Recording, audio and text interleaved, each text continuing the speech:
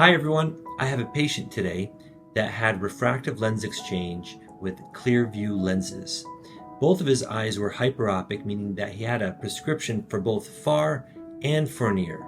And so we did surgery, one eye at a time, putting Clearview lenses. And so today I want him to share his experience. He's going to talk about the positives of the lens and the negatives of the lens, day and night. So first off, tell us how you were seeing prior to surgery. Prior to surgery, with my glasses, I could see 20/20 near and far. Yeah. It was good. But without glasses, I couldn't see anything near or far. I think it was like +3. Yes, full. correct. Yeah, so. About +3, okay. And then you had surgery in your first eye, Yep, right? left eye. Yeah, and how did you feel after that? The first day I was like, I can't see at all. And then I realized I had the ointment in it. Oh, no, I missed and then it. I woke up in the middle of the night. I'm like, oh, this is great. Because I could see. And I immediately started looking for little light things outside, because it was still dark. Yeah. And I could see star patterns, full-on star patterns. That was the first night? After the first night. Okay. That all went away within a few days. Okay. And then it was just a standard one type of lens. Like a flare coming out of a light. Okay. And then how was, during the day, how was your far vision and how was your near vision? Far vision was great. Near vision, I was almost panicking how bad it was because of ghosting I was seeing. I was seeing a glow around letters, and it was taking me so long to focus on what is the real letter I'm seeing. Yeah. And scaring me a bit. So I almost wanted to not go forth with the second lens. Yeah. But we decided, we'll do it because both of them together might work better than the one. Yeah. And only one way to find out. So we did it. And it did make it immediately better. But the ghosting is still there. I see ghosting to the left on my left eye and ghosting to the right on my right eye. And with both together, it kind of combines the effects. It'll get rid of the worst aspects of each, but I still have this glow and halo around all the letters. So I can read much better with both eyes in. Yeah. But I want better because I do this for a living right now. I need good computer reading, and I got to be quick at it. Yeah. I can't sit there and focus at the screen for too long. How are activities like driving during the day and driving during the night? Definitely see all the light sources having angel wings coming out of the sources. Even when I look at the moon will have little Mickey Mouse ears on it. Sure. On both sides. Sure. Daytime looks great. I love it. Daytime, yeah, perfect. Good. How about have you been to a restaurant, tried to read a menu? How's that? Yeah, I can do it. I'm in a restaurant. I've noticed, obviously it's a little bit, I'm spending a little bit of time, especially because, it just takes high contrast letters and I see the ghosting around it still. So it doesn't have to be a computer screen. Yeah. Just that has to be anything high contrast. And so it'll take me time, but I can always get there. Yeah. It's interesting because a lot of times with multifocal lenses, we're like, you need more contrast, you need more light. But when you have high contrast, he's noticing the ghosting around letters because the black next to the white, you'll notice a slight ghosting or shadow effect from it. It's less prominent when the contrast is lower. And we are about 6 weeks out. Even though with both eyes together, he is hitting letters in the 20/20 range far and near, he's noticing the quality is imperfect. And so that's really important when considering lens implants like a multifocal lens, because you get most range of vision or maximum range of vision, but you will have the quality of vision be imperfect. Now, there is a possibility after a few months, he doesn't notice it anymore, and he can still see 20/20 far, 20/20 near. But if he wants high quality vision or the highest quality vision, then he may not want to go with a multifocal lens. He might want to go with a lens implant like a light adjustable lens or a light adjustable lens plus. With that lens, you'll have less range of vision, but you potentially have higher quality vision. And so that's kind of what we're talking about now. We're deciding, hey, is it best to stay with the Clearview or is it best to go with the light adjustable lens plus with a lens exchange? And how would the lenses work together? Would would he do well with one eye having a light adjustable lens and the other eye having a clear view, or do we exchange both of them? So these are things that we're talking about right now to figure out what's best moving forward. Yes. So I'm personally shooting for the light adjustable in one eye and hoping that they work together. As long as one gets rid of the light artifacts, the other one won't see it. Because I noticed that at the very beginning when I had the one eye, with my other eye without natural, and I had no light artifacts. Yeah. With both of them open, I would have no light artifacts, even though the one eye was way out of focus. Yeah, so that's fine. We can plan on doing that and seeing how you feel and how you do.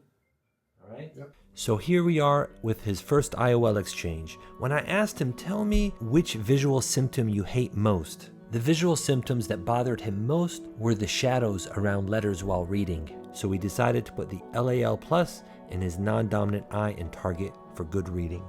Fortunately, removal of the Clearview 3 is fairly straightforward. Visco dissect around the haptics and expand the capsular bag fully away from the lens. Then prolapse the IOL into the AC and cut it in half. When I cut it, I leave the distal closed loop haptic intact.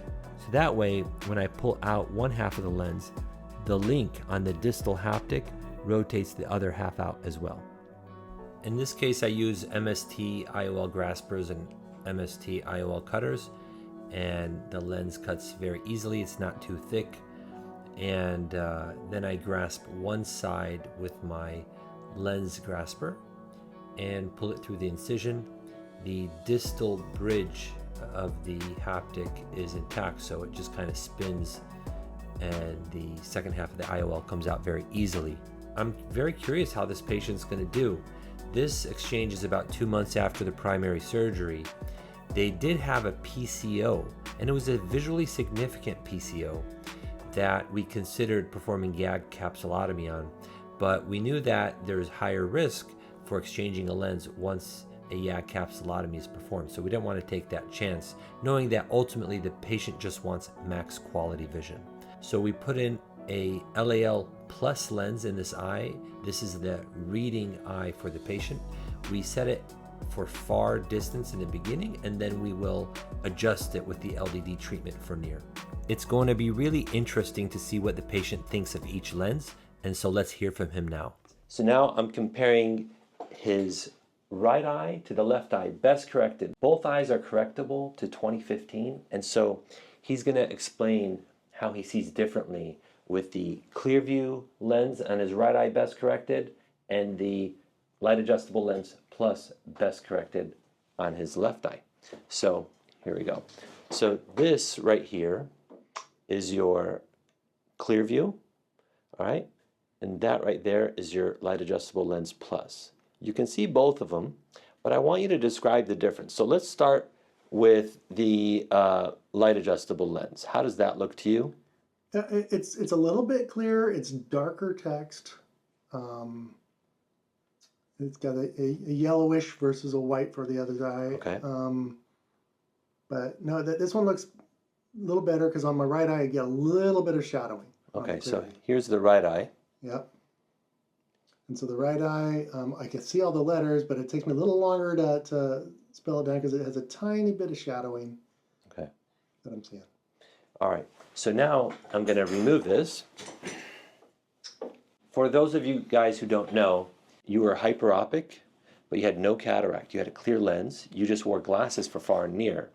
And I saw great far and near with glasses. Yeah, so with glasses, he saw it perfectly. I mean, his natural lens was perfect. The purpose of the surgery was to reduce the... Get rid of glasses. Exactly, get rid of glasses. So we did the first eye, and how was your experience after the first eye? It was great at distance. So at night when I woke up, when it's finally clear, it was great. I was excited. Yeah. But tell me about the up-close vision. You were saying there was something bothering you about the reading that was scaring me. Like, oh my goodness, I didn't have my reading, and I'm still working. I need to be able to read my computer, my phone, everything. So once I got the second lens in, it made it considerably better on the reading. Yeah. Still, because they would kind of cancel each other out. On my left eye, it was giving me kind of more left issue ghosting. The other one was right issue ghosting. Yeah. But the fact is, whatever was overlapping ghosting, I would still have that. Yeah. And so just that overlapping ghosting was still enough to say, I want to try to make this better. Yeah.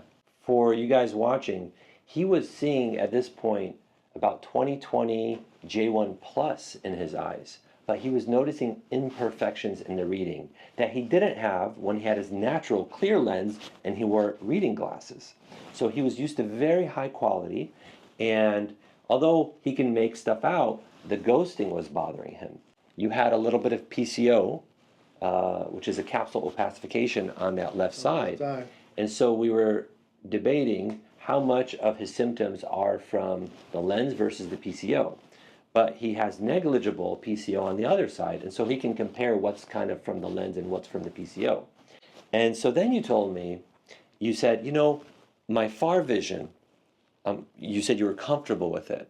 The reading vision bothered you more. The quality of the reading, the computer vision. You showed me your calculator with the dot, the period on the calculator, how there was like a ghosting effect around it. And you said, my far vision, I'm okay with it, but my reading vision, I really need to do something about it.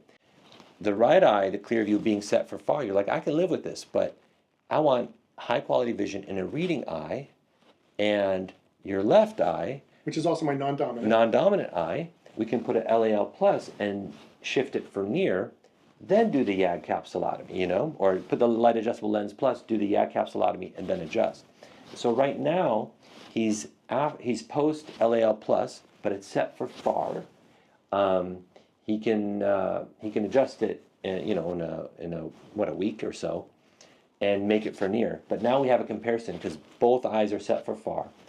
Both eyes are correctable to 2015. And so overall, how do you feel so far with the eyes working together, things like driving, watching TV, the far stuff? How's that working?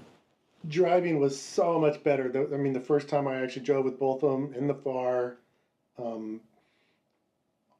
want to say the dysphotopia there's some on both. Okay. This one has that big spike going to the right. This one just has a general little kind of glare. And if I wait long enough, I can almost see a 6-star pattern, but very faint. Okay. But combined, it gives me the best of both. And it's like, I don't have any of this stuff. And the small glow that this one had, this one takes away. Yeah. Except for that little spike. So I still have a spike, but even that goes away from time to time. I can't predict when. Sure. But they're working together to try to get rid of it all. So when I drove, I barely noticed any of the right thing. Sure. At night, it was like I said, I was like, wow, I don't remember driving and having this good a clarity with glasses, my normal glasses before I started. Got it. Cool. And for you guys watching, his refractive error is very mild, but it is there. He has about a 1/4 diopter of hyperopia in the left eye and about a 1/2 diopter of hyperopia in the right eye.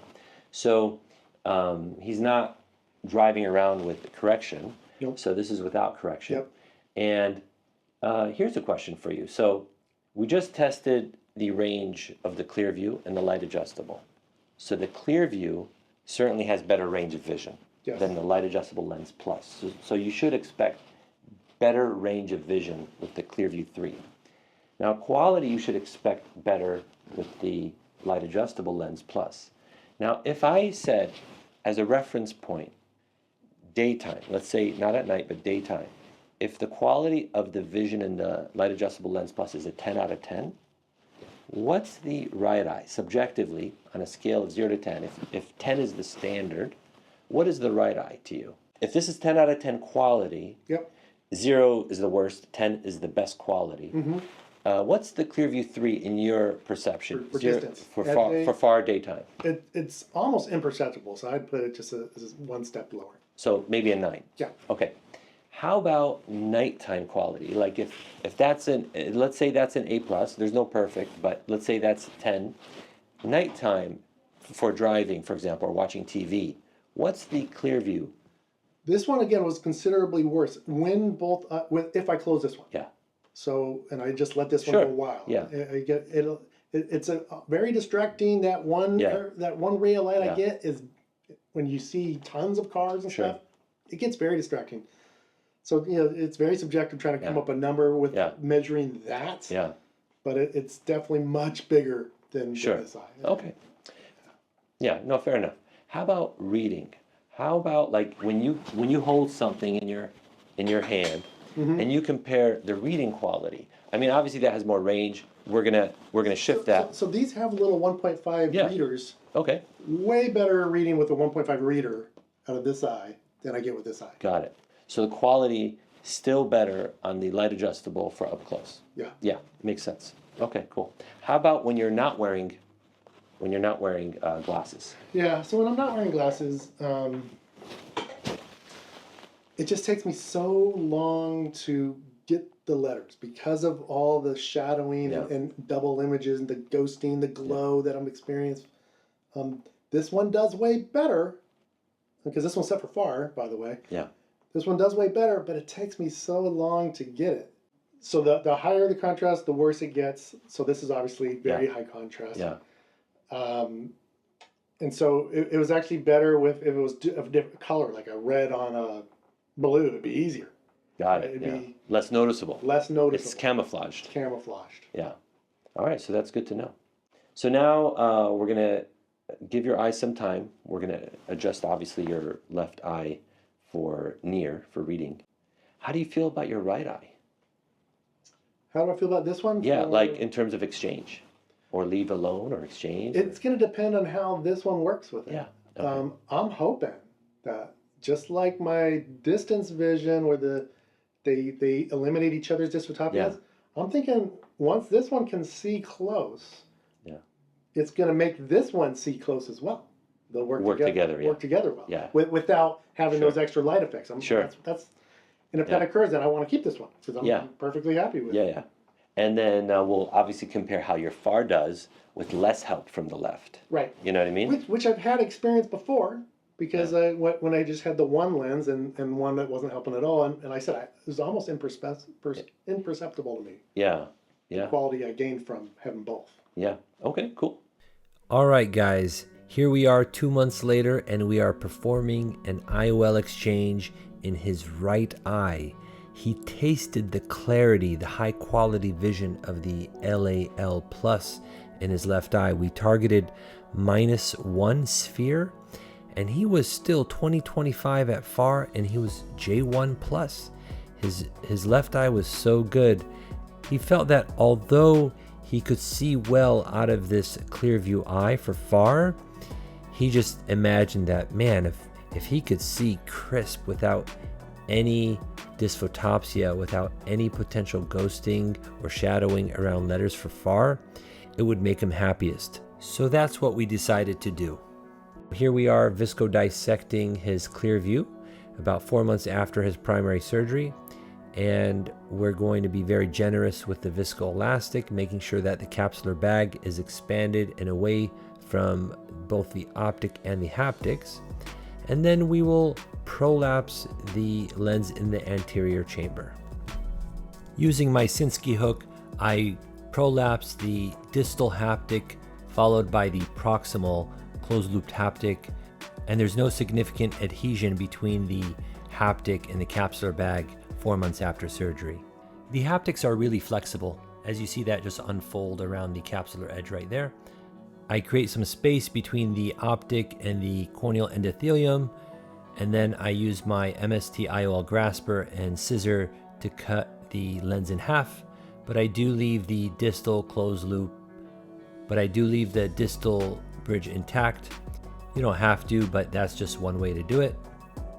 And then I will pull out 1/2 at a time. The first half of the lens comes out very easily, but then the lens tries to flip, so it would be best to rotate the lens out instead. The second half of the lens gets caught in the iris, but I will free it, I will push it away, and then I will be able to remove the rest of the lens implant more easily. After the lens comes out, I'll use some viscoelastic to reinflate the bag and push the iris away, and then I will insert the light adjustable lens. For this eye, because we're focusing on the best possible far vision, the patient requested the light adjustable lens, not the light adjustable lens plus.